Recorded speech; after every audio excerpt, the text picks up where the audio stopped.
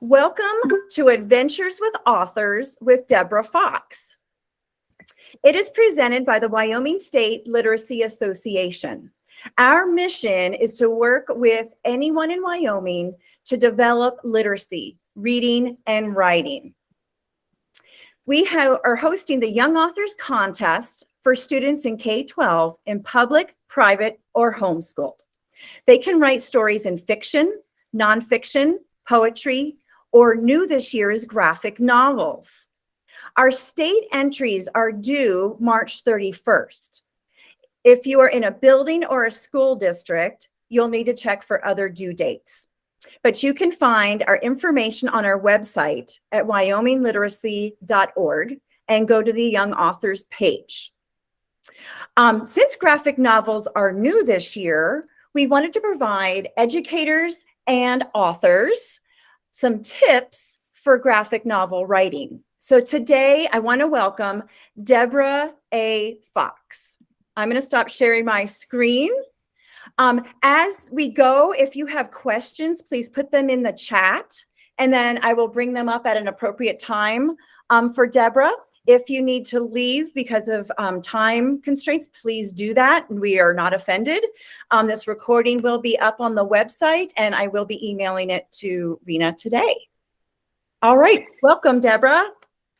Thank you. Thank you very much. I'm so pleased to be here, and thank you for inviting me. And I'm excited to talk to the students of Wyoming and tell them about my creative process of The Man Who Beat Death Valley. This presentation might be a little bit long, so I'm going to just share my screen and dive right in.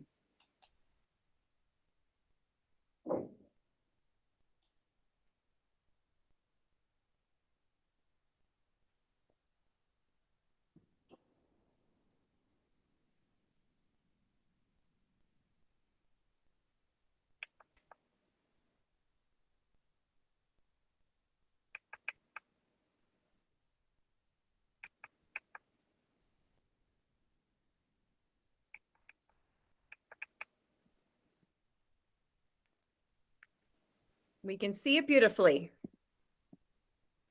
Great. Hold on. It just disappeared. Got it? Yes, we got it. Okay. Rena, can you see that? Okay. It kind of keeps bouncing in and out for me. Got it now? Got it. I can see it. Yes. Okay, sorry. Okay, sorry for that. I'm going to jump right in.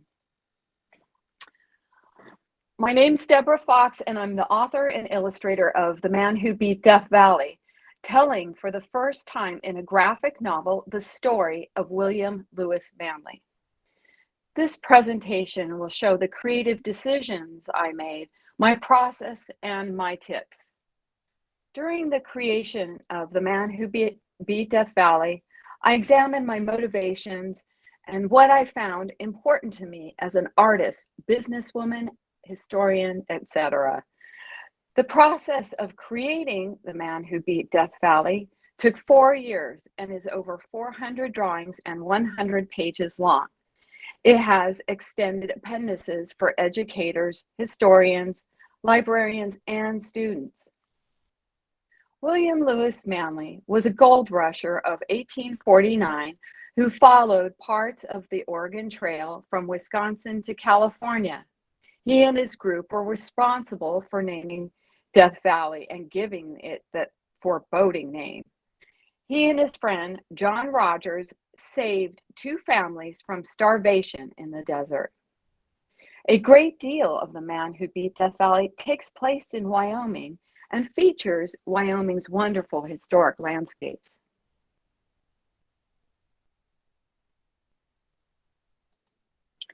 Inspiration starts with a spark. I like collecting antique books, and I picked up a special one called Death Valley in '49 by William Lewis Manley. That's Death Valley in 1849, not 1949. This cool little book lit a creative fire in me. Death Valley in 49 is the autobiography of William Lewis Manley, a gold rusher from 1849. The story was about his trek from Wisconsin to California on the Oregon Trail. In two separate instances, Manley and his group chose to take shortcuts that ended up in deadly fiascos. Like the infamous Donner Party, some people did not survive the journey. At many points in his story, Manley's heroism stood out. He saved the Bennett and Arkin families from starvation by walking from Death Valley to Los Angeles and back to rescue them, a distance of over 500 miles on rocky, dry desert terrain. He was a humanitarian and a hero. He was generous, racially equal, and kind to animals. I wondered why everyone in America didn't know about William Lewis Manley. Reading this book gave me the main theme for The Man Who Beat Death Valley: heroism.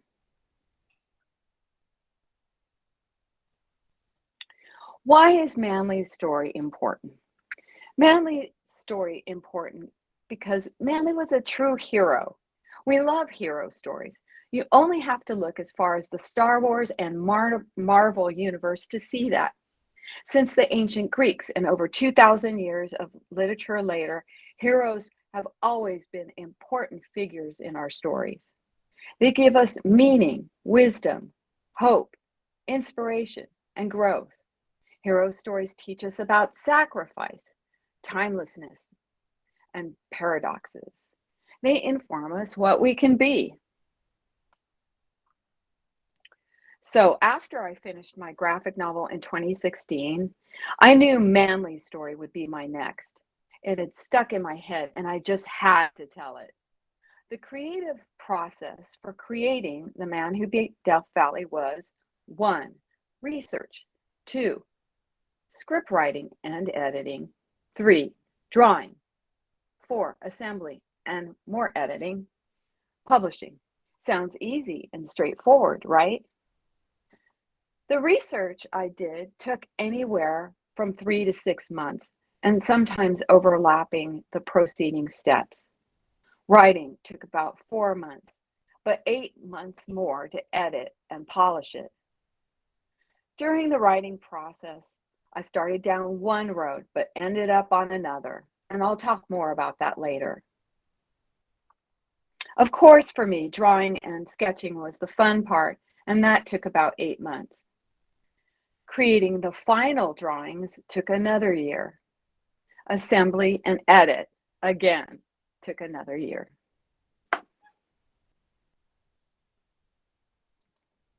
So the first step, research, took 4 to 6 months. Research is interesting for me because I like to discover new things. William Lewis Manley left much material to study. He left an autobiography, wrote articles about his trip west and his time as an early California settler. He wrote letters to his fellow Death Valley 49ers who survived the disastrous shortcut in the desert that led them to near starvation and death. He drew a map of their route, which I incorporated into my artwork. Many of my discoveries made me more curious about Manley. The process of research is like going down a road with many twists and turns. In my research, I learned that 10 years after Manley had rescued his friend Bennett in 1849, the two went on a prospecting trip. When supplies ran low, Bennett left Manley in the desert to resupply and never returned, effectively abandoning Manley. The betrayal seemed spectacular, and Manley didn't put that in his autobiographical book, Death Valley in 49. I became curious. Why did Bennett do that? How long were they friends before that awful journey west? Who was Bennett? Now my story had heroism and friendship and betrayal. My curiosity about Manley turned into a bit of a puzzle I wanted to solve. In doing research, I want to advise you all, buy a lot of books and don't be afraid of writing notes in them. My curiosity led me to look up Jean and Leroy Johnson, two of Death Valley historians who have written numerous books and papers about the subject. One is Escape from Death Valley, and in it, Leroy Johnson mapped Manly's route in detail from Death Valley to Santa Clarita by hiking it himself. The Johnsons also published their own edition of Death Valley in '49 with over 400 footnotes. It's good to dig deep in your research and track down experts to answer any questions you may have. I looked up Leroy and Jean Johnson, and we became friends, and Jean helped me edit my book.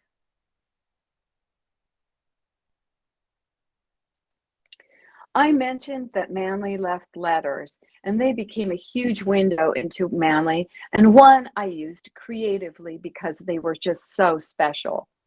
The letters were exciting to see, and it hit home for me that Manly was a real person, and I could see more of Manly's personality in his letters and his sense of humor.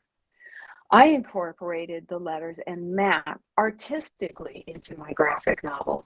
I made a computer font of Manly's writings by cutting out individual alphabet characters from Manly's handwriting in the letters. I also incorporated Manly's hand-drawn map of his route to California. Calligrapher, and that's spelled Calligraphr,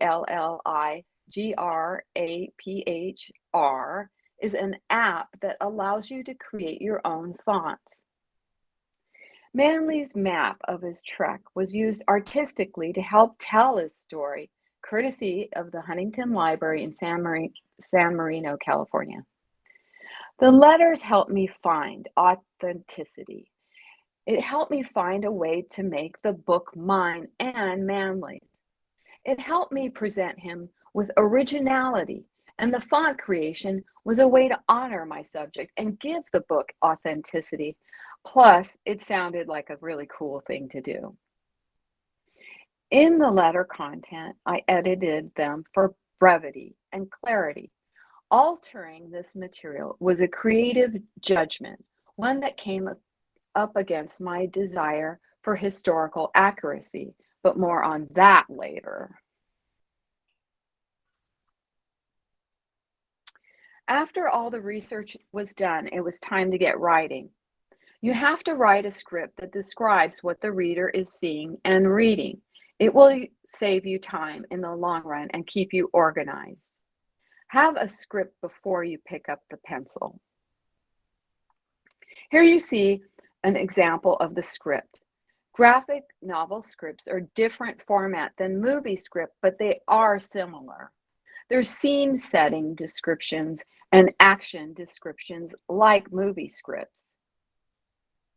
Because I had such a good grasp of Manly's story, I didn't have to write an outline, which would normally be used in creating a script. The great thing about writing from history is you already know the ending of the story, so you can tell it in a non-linear fashion, meaning you can jump around in time. Graphic novels usually contain an average of 4 panels, sometimes more, sometimes less. Panels are images where all the action is happening. Pages are noted sequentially. Panels containing thought bubbles and narration boxes are labeled sequentially as well. On the start of every new page, dialogue or word balloons contained in the panels are numbered sequentially, beginning at number 1 down the page. This repeats till the end of the graphic novel. At the end of script writing, you'll have figured out how many pages your graphic novel will be. The numbering system in the script will get transferred into the artwork so that you don't have to write out the dialogue on your sketch page. It will also allow you to see the flow of text on each page. It will also help you determine how big your character is going to be if he or she is saying a lot of dialogue in a word balloon. A typewritten script allows a copy and paste from the e-script or from the script e-document into the final book assembly. The graphic novel medium has specific tools or tricks.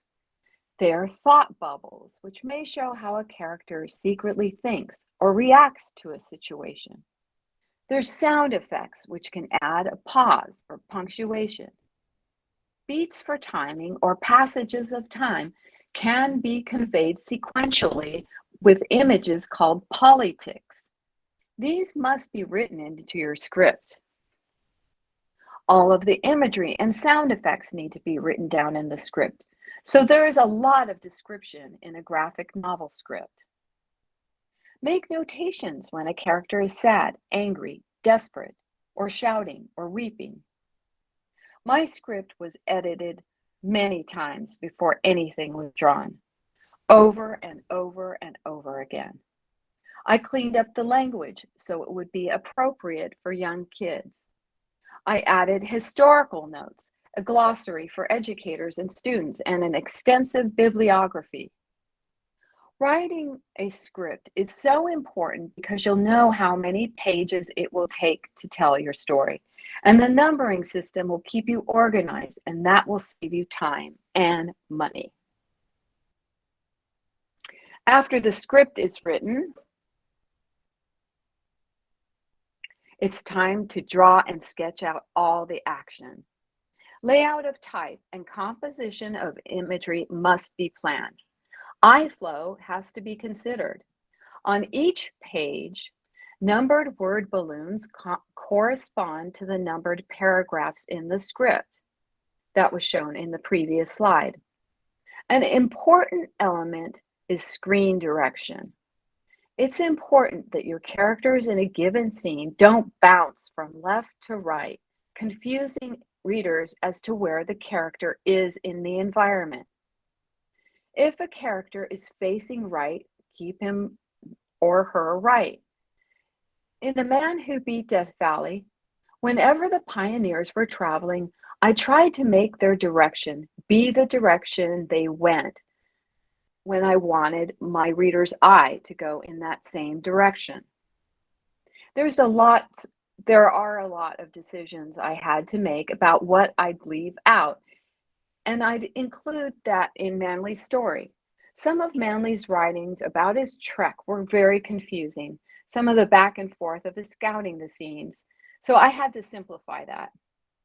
Here you see 2 pages of the graphic novel sketched out from the script.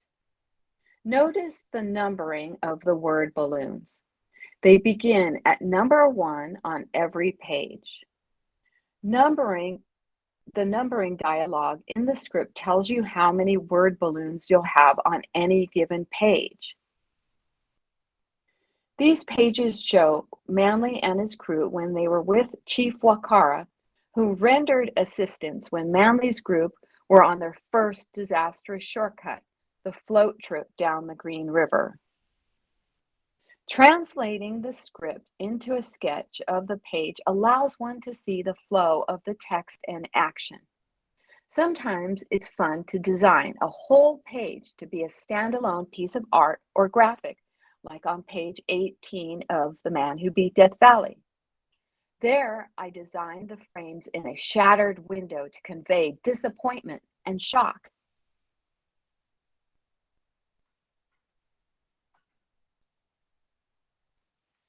After tackling the story faithfully and accurately from a historical standpoint, in my very first draft of the script, I found that my first draft lacked magic. The issue of historical accuracy started to come against my desire to be creative.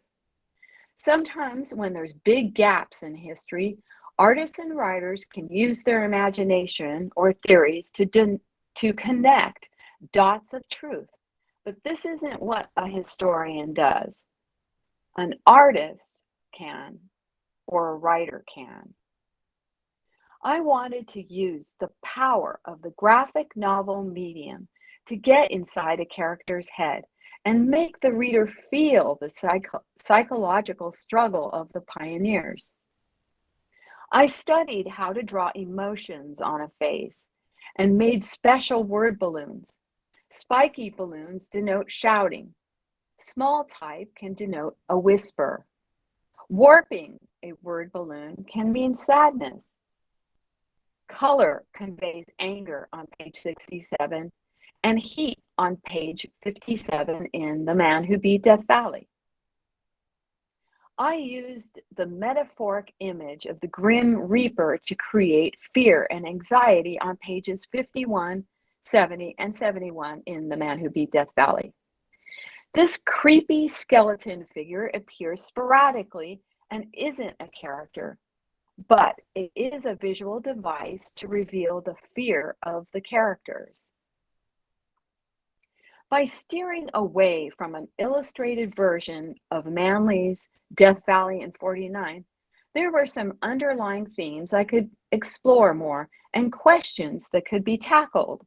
Like, why did Bennett discard Manley in 1861 after Manley had saved him in 1850?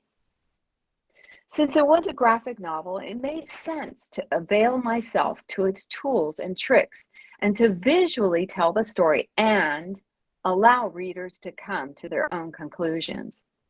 By incorporating all I learned about Manley, I could tell more of Manley's story from my perspective.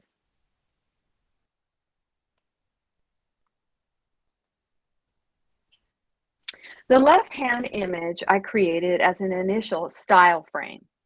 Style frames help me determine, examine and figure out my creative process. It had to do with the creative process. And I wanted to know what the final art would look like.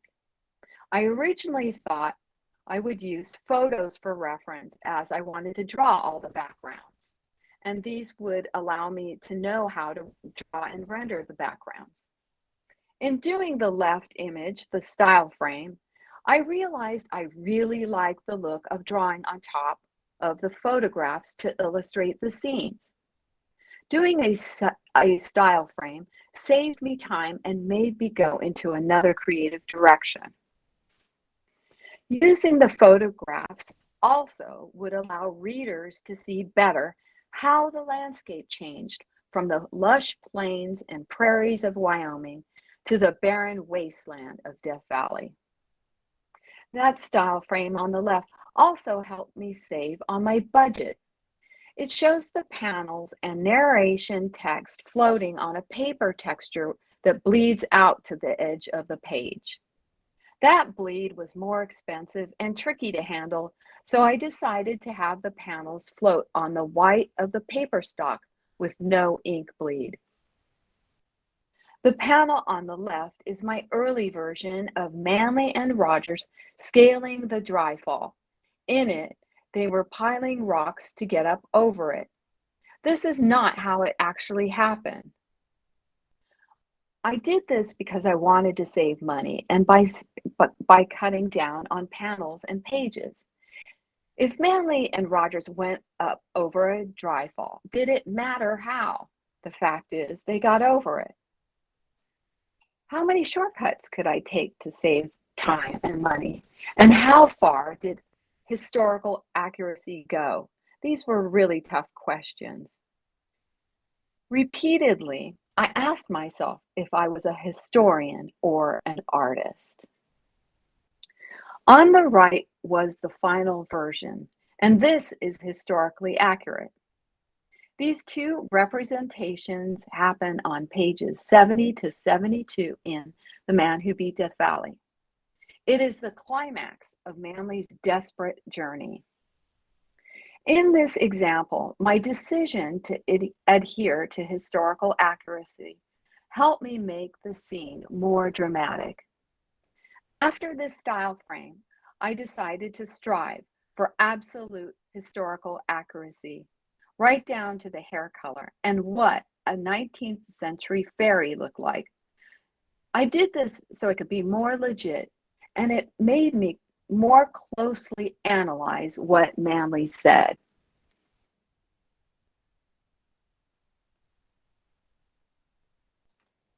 This slide shows how I edited the artwork as the project went along.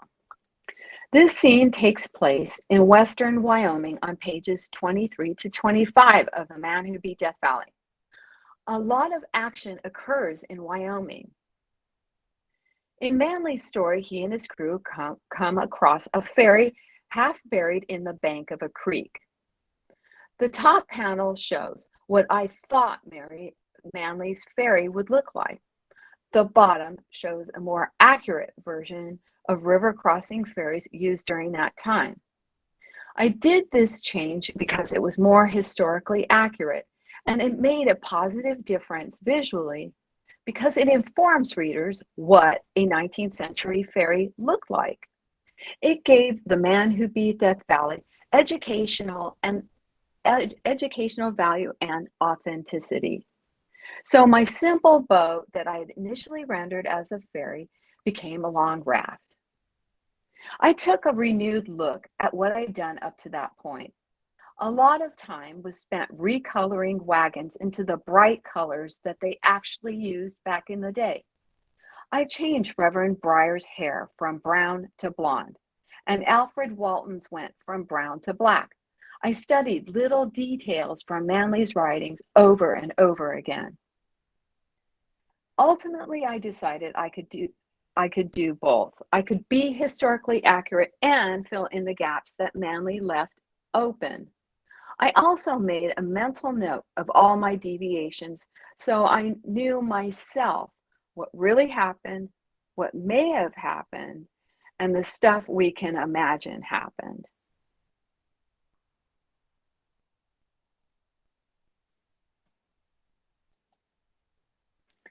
Here's the prior sketched page as final art.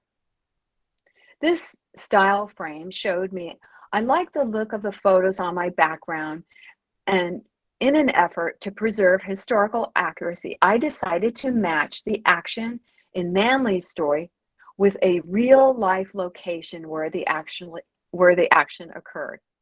This meant I would have to get photos of locations from Wisconsin to California, through Wyoming, and across the Great Basin Desert.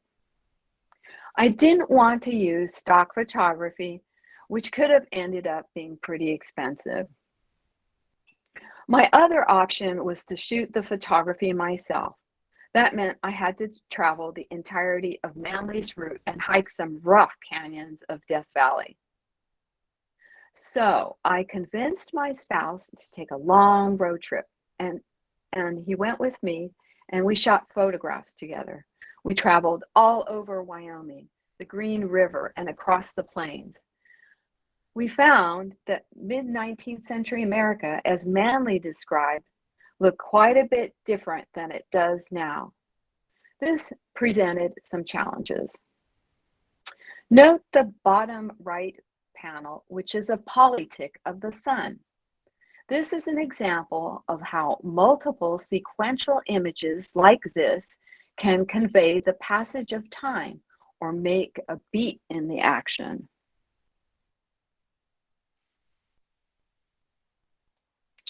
Here you can see how the sketch evolves into final artwork. The sketch from the sketchbook was scanned. That's figure 1. Then it was loosely colored by Sophia Post. While Sophia was rough coloring the sketch in figure 2, I was dropping the file into InDesign and putting them on their proper page and adding word balloons on top. I used InDesign, which is a page layout program by Adobe software. The pencil sketch was enlarged 20%, then printed out on paper. Then it was placed on a light table, which I traced on Bristol board with ink. That's figure 3. This ink drawing was scanned, then put into Photoshop.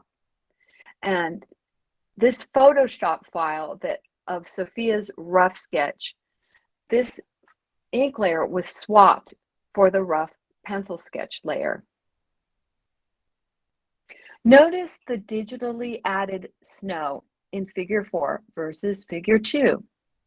This particular scene in 1861 took place in January, and the Panamint Mountains, which rise to 11,000 feet, would have had snow. This background appears repeatedly in The Man Who Beat Death Valley as a flashback. It had to have a consistent, accurate look, so we added snow digitally to the photograph. This is another example of paying attention to small details.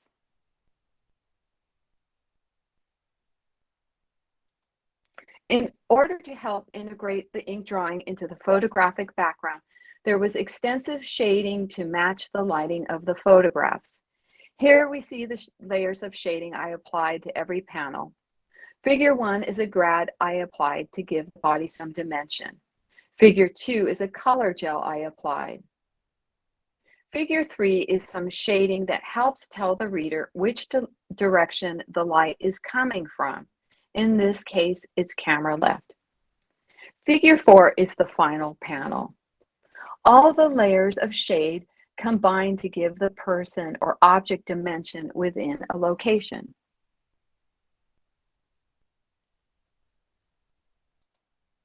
This is a before and after. This image shows the original photograph for the background with Rogers. Rogers, by the way, was a hero equal to Manly, who partnered with Manly to save the families. The left image shows the original photo, while the right shows the final image. There was a lot of massaging of the photography. In this case, the sky needed to be replaced, and there wasn't enough foreground to help sell the shot, and needed some photographic collaging. The power lines and old tire needed to be removed. Furthermore, wagons, animals, and people had to cast appropriate shadows in their environments.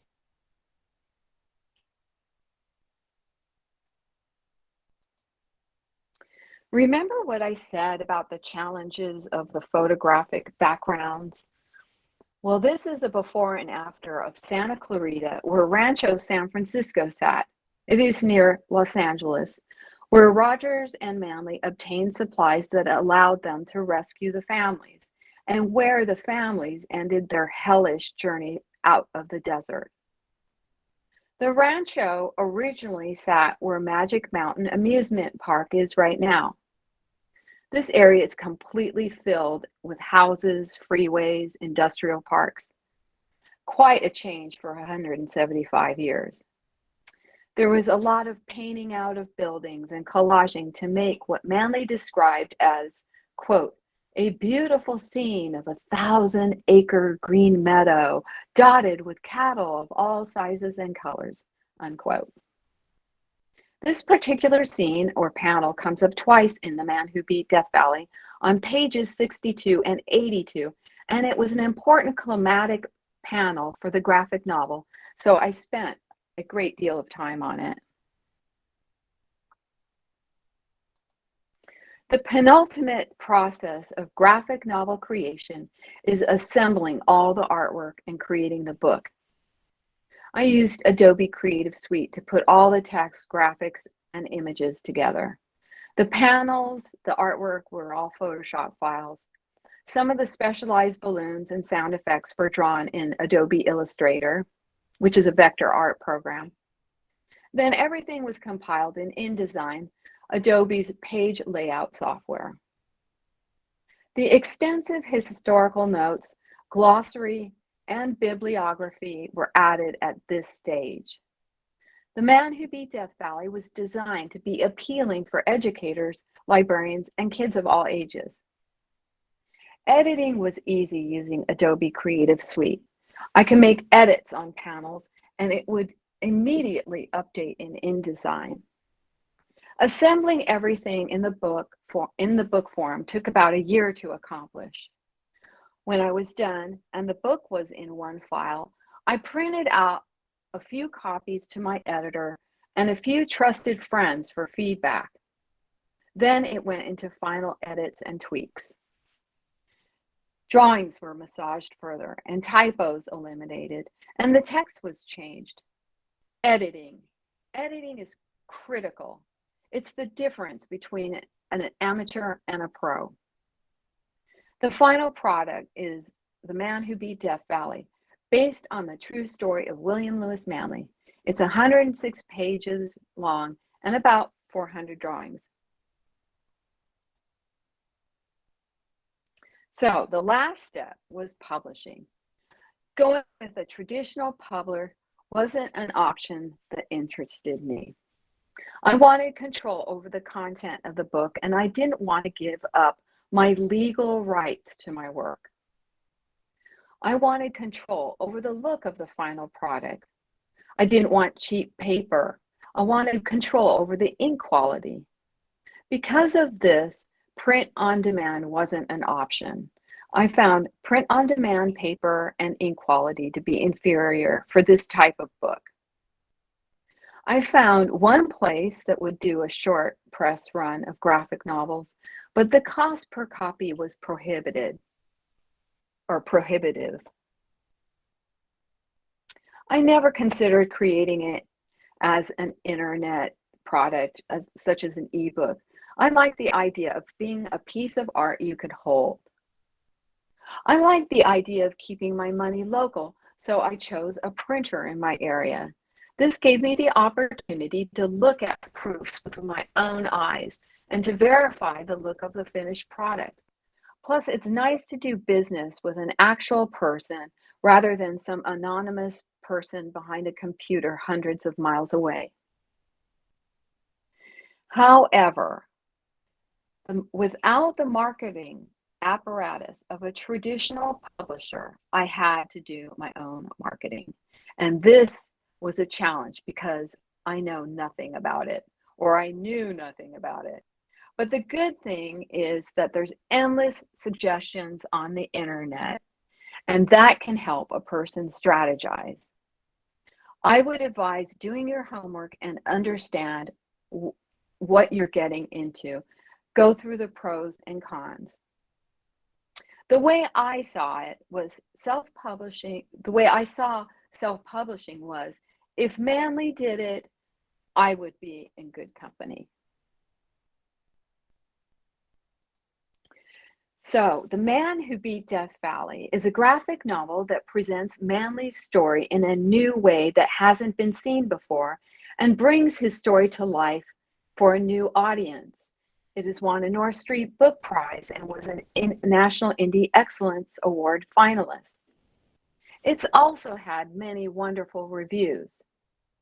A harrowing tale brought to life, said the San Francisco Book Review. Kirkus said, an action-packed adventure. These kudos mean The Man Who Beat Death Valley is enjoyable and educational for readers. My goal was to present a fuller understanding of Manley the man. I wanted to show possible psychological dynamics and motivations for people's actions. I wanted to invite further study of this important man in American history. Western lore is full of colorful legendary characters we all know. William Lewis Manley was a real person whose heroism needs to be put under a bigger spotlight. Thank you for your time and listening to my presentation, and I am open for questions. Deborah, how long did it totally take you? I know you told us like how many months for each step, but how long did it take the whole for you to do the whole book?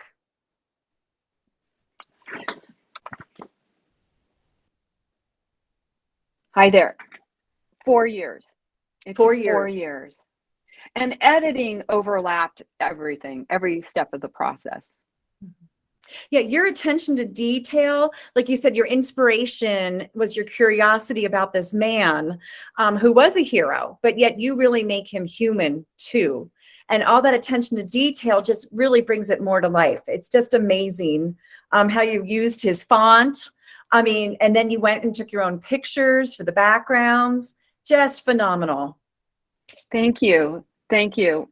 It was a labor of love, and I really encourage students to find some subject that they're really passionate about. They can tell their own story. It doesn't have to be someone else's story. Wonderful. I put Deborah's website link in the chat, so feel free to click on that.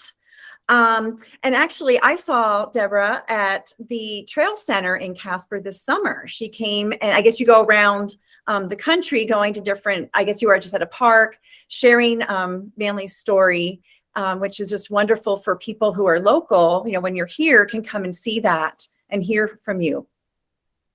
I think the National Historic Trails Interpretive Center in Casper is a fabulous museum. And in fact, I found a lot of fabulous things that I was able to use and incorporate in my graphic novel. Oh, wonderful.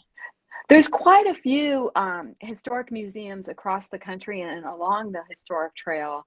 And all of them are a little different, and all of them are quite charming and have different presentations. So this road trip was pretty fun with my spouse.